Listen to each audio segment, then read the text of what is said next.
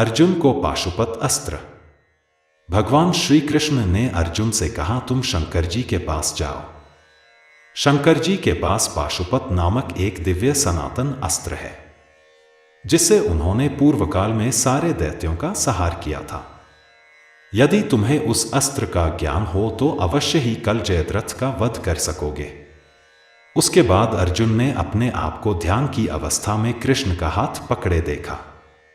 कृष्ण के साथ वे उड़ने लगे और सफेद बर्फ से ढके पर्वत पर पहुंचे। वहां जटाधारी शंकर विराजमान थे। दोनों ने उन्हें प्रणाम किया। शंकर जी ने कहा, वीरवरों, तुम दोनों का स्वागत है। उठो, विश्राम करो और शीघ्र बताओ तुम्हारी क्या इच्छा है। भगवान शिव की यह बात सुनकर श्री कृष्ण और अर्जुन दोनों हाथ जोड़े खड़े हो गए और उनकी स्तुति करने लगे। अर्जुन ने मन ही मन दोनों का पूजन किया और शंकर जी से कहा, भगवान, मैं आपका दिव्य अस्त्र चाहता हूं। यह सुनकर भगवान शंकर मुस्कुराए और कहा, यहां से पास ही एक दिव्य सरोवर है, मैंने वहां धनुष और बाण रख दिए हैं। बहुत अच्छा कहकर दोनों उस सरोवर के पास पहुंचे। वहां जाकर देखा तो दो नाग थे।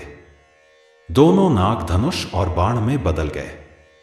इसके बाद वे धनुष और बाण लेकर कृष्ण अर्जुन दोनों शंकर भगवान के पास आ गए और उन्हें अर्पण कर दिए।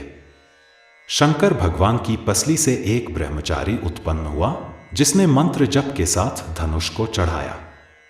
वह मंत्र अर्जुन ने याद कर लिया और शंकर जी ने प्रसन्न होकर वह शस्त्र अर्जुन को दे दिया। यह सब अर्जुन ने स्वप्न में ही देखा था। कहानी की सीख। अर्जुन और श्री कृष्ण दोनों ने भगवान शिव के प्रति अपनी भक्ति और श्रद्धा दिखाई। सच्चे मन से की गई भक्ति हमें ईश्वर की कृपा दिलाती है। दिव्य अस्त्र प्राप्त करने के लिए अर्जुन ने भगवान शिव की स्तुति की और उनसे ज्ञान की प्राप्ति की। यह दर्शाता है कि सच्चा ज्ञान और आशीर्वाद पाने के लिए ईश्वर की उपासना जरूरी है। अर्जुन ने धैर्य और संकल्प से भगवान शिव की सेवा की और उनका आशीर्वाद प्राप्त किया। इससे यह सीखने को मिलता है कि कठिन परिश्रम और दृढ़ संकल्प से ही हमें सफलता मिलती है। भगवान शिव ने अर्जुन को स्वप्न में दर्शन देकर पाशुपत अस्त्र प्रदान किया। इसका मतलब है कि ईश्वर हमें विभिन्न रूपों में संकेत देते हैं। हमें उन संकेतों को समझना और उनका पालन करना चाहिए। अर्जुन को पाशुपत अस्त्र प्राप्त करने के बाद जयद्रथ का वध करने की शक्ति मिली। यह सिखाता है कि सही मार्गदर्शन और साधनों के साथ हम किसी भी संघर्ष में विजय प्राप्त कर सकते हैं।